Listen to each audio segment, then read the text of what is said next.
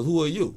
You don't have a degree. You're not Dr. Umar. You don't know nothing. But actually, I know more than you know because I watched your PhDs come in and can't handle this particular school in 2-3 days. Literally. They leave their little books. I got books right now. Stacks of books from PhDs who could not deal with the juvenile delinquency of our kids. You know what I'm saying? And it's funny. So how do we move into that to say that I don't have my PhD, but I still can reach out? And the administrators need to hear me. Well, here's the thing. That's only going to be done with the independent institution. Because if you're dealing with an institution that's funded by the system, those institutions are ran by the degree. We live in a credential-ruled society. If you ain't got this cert, if you ain't got this license, if you ain't got this PhD, if you ain't got this master's, then what you got to say don't matter. And it's a shame because we got a lot of brilliant brothers and sisters who got a lot to offer, but they trying to break into or work in government-funded agencies. Once you step away from that and you independent, you can run that thing how you want to run it. So at my school, potentially, I can have people there who ain't got no paperwork. Right. As long as, because it's independent. Right. But once you start taking that money, you no longer have that. It's the same thing that happened with independent schools. People start opening up the charter schools. Right. And, a lot of independent schools start losing their students, but then the charter schools suffer the backlash because now a lot of the black charter schools are being shut down. They're being accused of financial mismanagement, which ain't correct. They're being accused of not raising test scores, which ain't correct. And they're being accused of not having enough certified teachers.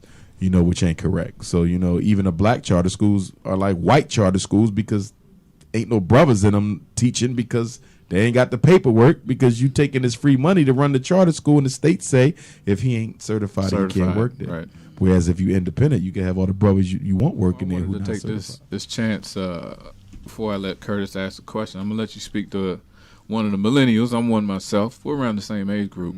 But the millennials are really that bridge, in my opinion, to talk to the youth that you're talking about that we're trying to reach eventually, because we still have those old school values that we were raised on. I mean, some of them need some changing and altering, but that's where we have some of that new school mentality as well, and blending the two. Now, I'm going to let this brother speak to your young entrepreneur as well, and let him speak some of the things and ills that they go through. Sure. Evening, Dr. Umar. Good evening. First and foremost, I want to say this to me feels like the thing I always wanted to do. I wish I can go back and talk to Malcolm one day. I wish I can go back and see what Nat Turner really looked like, because I can't find him on the internet. Wow. So just you and my presence is a blessing in itself. So I want to say that. I bro. appreciate you. But me, as my father Malcolm Sr. said, he runs a T-shirt business. I had the pleasure of being able to work in there and hopefully can go ahead and take that and run with it. I feel like in the black community we all should play a role. That's the only way it's going to work. Teamwork. Everyone plays a role, and we fulfill it.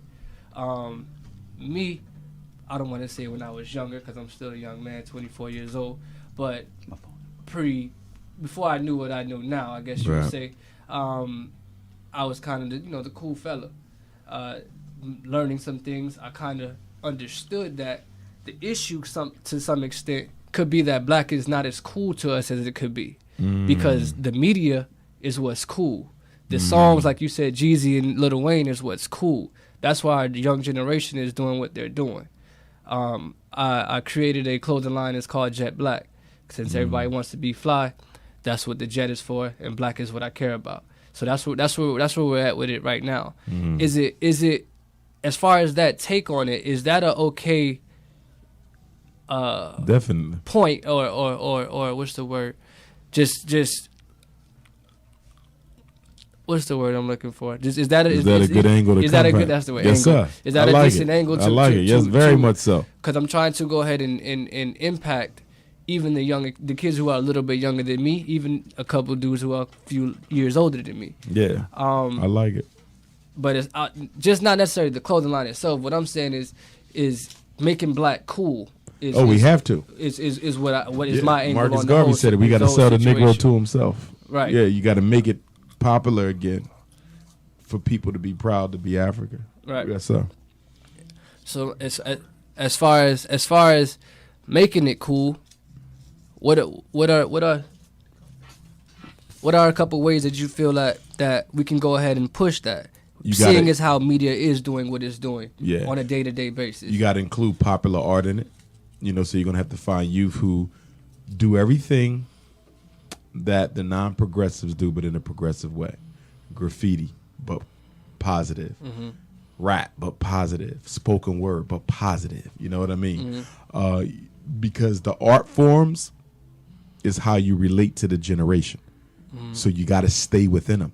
Mm-hmm. But the content has to be different. Mm-hmm. You see? Right. So you're going to have to build yourself a team of youth who come through the same medium of the art, the same type of art, the same swag, but with a totally different content. Mm-hmm. That's how you're going to get them. You got to meet them where they are and then pull them up slowly. I also think you're probably going to have to start a website, a magazine, or a newspaper as well, because you're going to have to capture the opinions of the generation. Mm-hmm. You see, you're going to want those youth to write for you. And then the ones on your team, you're going to want them to put their opinions out. You want to create a vehicle of exchange. So whether that's a website, whether you do your own social network for conscious youth, that would be powerful. But when you look at all of our great leaders, male and female, they all did three things. They studied, so you probably need to do a study group. Mm-hmm. They struggled, organization, that's your Jet Black movement. Mm-hmm. And then they disseminated information, that's your newsletter or your magazine. You got to make sure you hit those three, and you'll be all right. Study, struggle, and disseminate the information. And the study is important, because if you start a study groups ain't just about getting information. Right. It forges a collective consciousness.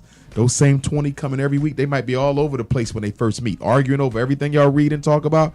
But after a year, you're going to see it's more like family now. Mm-hmm. We know each other now. We bonding now. We might still not agree on everything, but we forge a collective consciousness. And you can't get work done with a group without a collective consciousness, because they don't trust each other. Mm. So I think a study group would be powerful to go along with what you're doing.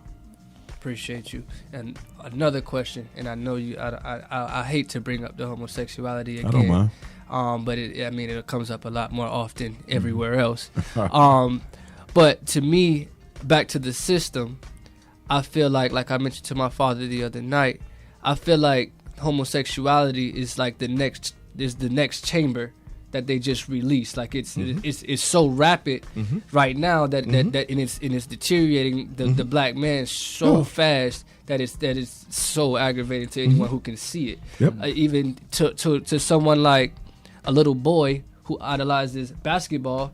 Now guess who's the face of progressive with a wig on? LeBron James. Mm-hmm. And you don't have to follow him on Instagram. That's a sponsor. That comes up for free. Yeah, you're talking about the progressive commercial. Right. Yeah. He's wearing a wig and doing just this like power thing. It's so tough to me and aggravating to watch someone who doesn't know, who's my age, older or younger, see something and even laugh at it sometimes. That's not funny to me. It's not. It's not funny to me. But as far as this homosexuality and the way it's being pressed on us, how do you identify with masculinity as far as what's not what's okay, but more so what shouldn't be okay, I guess you can say. Right. Here's my thing with that. Somebody asked me, they said, what are you going to do when gay kids come to your school? Because you're probably going to get some gay boys, Are they going to be allowed? I said, sure. They said, why? I said, because there are no gay black kids. You only got confused black kids. Mm-hmm. I said, once we finish teaching the boys the divinity of the masculine energy, the greatness of being a black man, I won't even have to touch the homosexuality topic. Mm-hmm. I'm going to just give them themselves, reinforce the nature of who they are. They're going to love being a black man so much and embrace that masculine power so much that a homosexuality will never even be able to make an inroad with them. Same thing with the little lesbian girls. Once they understand what being a black woman is all about, the true role of that feminine energy in the universe and how it has brought forth, and how the first symbol used for the creator was a female, and so forth and so on, and embrace that womb and their responsibility of repopulating the planet, they're going to love being a black woman so much, I'll never have to talk to them about sleeping with another woman. Our kids are just confused. All we have to do is take them back to the basics about who they are. Problem is the gay movement is very, very proud The heterosexual movement is not. Gay is cool So now. exactly. So It's what cool. black men have to do, we got to have conversations with our boys about, you know, how proud we are to be African men and what that means to us, despite all the challenges and situations that we face. So our boys to derive some pride from that. And women going to have to start doing the same thing with the little girls. I'm glad to be a black woman. I love my husband. I love my kids. We're going to have to sell the black family and both genders back to our children and who we are traditionally speaking. Otherwise, the LBGTs are going to win because they are proud with this.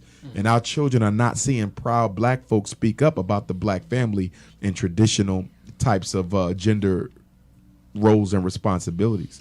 You know, we got to make it popular to want to be a black man and popular to want to be a black woman, because what they coming with now is heavy. It's heavy. You know, the black colleges, you know, I speak at all the black colleges mostly. And when I go on them campuses, man, sometimes you see the brothers cross-dressed, skirt, high heels at a black college, man. And I'm saying to myself, if the ancestors who built this college could look at this now, they'd be turning over their grave. They didn't buy this so you could be free to sleep with other men. We was never into that. That's not who we are as a people.